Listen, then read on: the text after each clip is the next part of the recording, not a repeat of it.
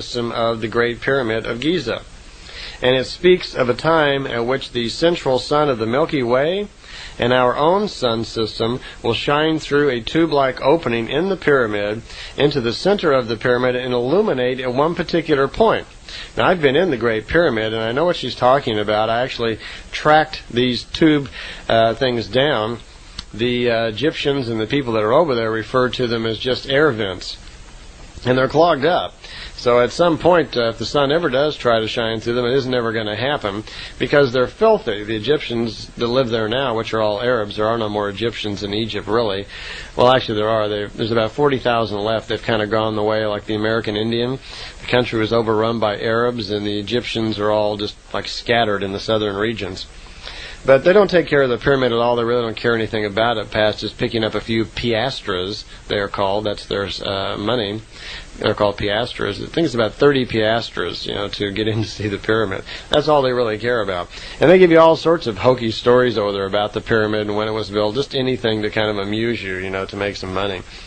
But she said that that's what it was all about, that at one particular point, the central sun of the Milky Way and our sun will be in alignment, and they will shine a light through one of these holes. And there is, when you go into the king's chamber, and I don't remember which wall it's on. You have to catch me there on direction. I think it's on the east wall, but I may be incorrect. If you ever go there, look on the wall in the king's chamber, and you'll find the air vents. You can't see any light coming through them. You have to feel around for them. As I remember, that's a small hole. It's probably 3 or 4 inches in diameter, and it extends all the way up to the surface of the pyramid, and that's what they're talking about. You could probably, once you've found the location in the King's Pyramid exactly of where that air hole is, then you could probably plot astrologically at some point whenever the central sun of the Milky Way and our central sun line up and could shine through that hole, then you'd probably figure out some rather interesting stuff. And if you could learn about the geometry of the pyramid and find the numbers from that the data used to build the pyramid apparently speaks of future predictions. The pyramids were not built by 100,000 Nubian slaves rolling the stones over blocks. The people of those time, the ancient ancestors, our ancient ancestors from the Illyrian area, used spiritual powers actually to build the pyramid, telekinetic forces. In other words, the ability for the mind to move matter. That was the main way that the pyramid was built. If you have ever or get the opportunity to climb inside the Great Pyramid, you'll agree with that quickly, as once you see the size of the stones and the way it's put together, it's hard to imagine how anyone could actually build this thing out of blocks with normal manpower.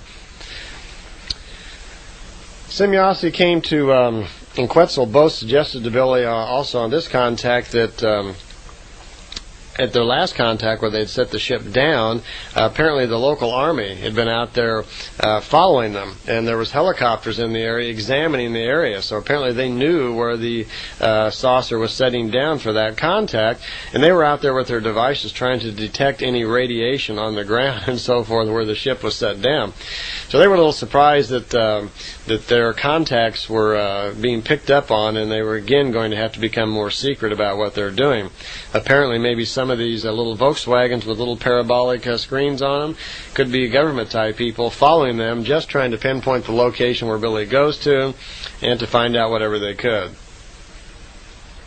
There's another attempt on Billy's life. This is the second one that I know of. He wasn't particularly concerned about this, and as a matter of fact, Semjase had to kind of wrestle the information out of him to find out about it. And he says, well, it really wasn't a big thing, that he had dreamed and seen a future vision of this actually happening 3 times. So he felt quite well warned. And he knew exactly who was going to come and when, and he felt was very comfortable that his dream was accurate, so he wore a metal plate under his clothes. And when he got shot, it was just a small little .22 again, and it happened to hit him right in the pocket in his chest, where his agenda book, he calls it. And there's a picture in Billy's photo journal of the little agenda book and the shell that hit him in the pocket, and the shell just fell in his pocket. And but he wasn't caused any damage, and he actually was not even afraid. Actually, I think he felt pretty good that he was able to foresee it and protect himself. Okay, we move up to the 54th contact now, which was on June 8th, a Tuesday in 1976. A few little interesting things were brought out there. Semjase gave a demonstration for the whole house the night before this contact, and apparently she had several of their little telemeter devices. These are little small saucers that are unmanned. They're remotes that fly around the planet all the time collecting information about our languages and what's going on in different places of the world. Apparently she had 2 or 3 beam ships and a few telemeter devices that hovered over Billy's house, and the whole household got to come out and watch as they floated around. Must have been very exciting. And she noticed that there was 2 people visiting in the house from Germany that she was not aware of. And she commented to Billy that she had also recorded their brain patterns in the ship so she would know who they were in the future. I mentioned on an earlier tape that Billy was rejoined with Ascot when he went on a trip with the Plejadians to the Great Spacer, and on that picture which is circulated around, there's a lot of confusion about what looks to be her earlobes, and many people think it's just hair, and I thought I'd clear that up. They are earlobes. It is definitely earlobes. That Ascot's people, who are called Timmers, they're from the Dal universe, a separate universe from ours, that Ascot's earlobes not only are lower, but they come down almost to the bottom of the jawbone, and they're forward set on the face. They're not as far back as our earlobes are. They're a little closer to the front. So when you look at that picture, it's a little deceiving because she has white hair, and it kind of blends in. Since the picture's not real sharp, it blends in. It looks like it could possibly be her hair, but it is not. It is her earlobes. Billy had a cute little question about, do the size of earlobes have anything to do with intelligence? And she kind of laughs, says, of course not. If it did, consider that the most intelligent thing on Earth would be a jackrabbit. Semjase has blue eyes, by the way, and does use, I guess we'd call it eyeliner. She uses some makeup and remarked that most of the Pleiadian women use some form of makeup, we'd call it, to, like, add to their general looks. They don't use very much, but they are into some sort of especially eyeshadowing. Semjase lives on a planet called Ira in the system of Tegeta.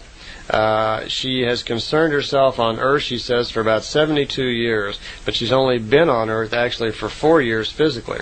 So those previous years were all mostly in research. Currently, the Pleiadians, there was about 114 of them visiting Earth at the time. That number can vary from 50 to 300. They have 3 bases on Earth. One's in Switzerland. At the time, in the contact notes, she says she couldn't tell Billy where the others are at, but Billy told me later on he learned that one was in Russia, and they had built one underground in the southwestern part of the United States, but abandoned that one in 1981. And there was a lot of activity in the North Sea. It was never clear if they were just doing something there or they actually had a base under the water there somehow. There, at that time, were 7 other extraterrestrial bases on Earth, and probably still are, possibly might be some more now. She says they all know each other. They are all familiar with what each other is doing, and they are all friendly towards one another, so that's a good sign. Another question about spiritual evolution. Billy wanted to know if animals in nature evolve just like people do. And she says, no, it's different. That animals do not strive for perfection. That animals are actually a form of spirit created by creation, which really only strive for the evolution of nature itself. She calls within a set order, is how she explained it. What that actually means is the human being strives for perfection and ultimately has the ability to join in with creation itself.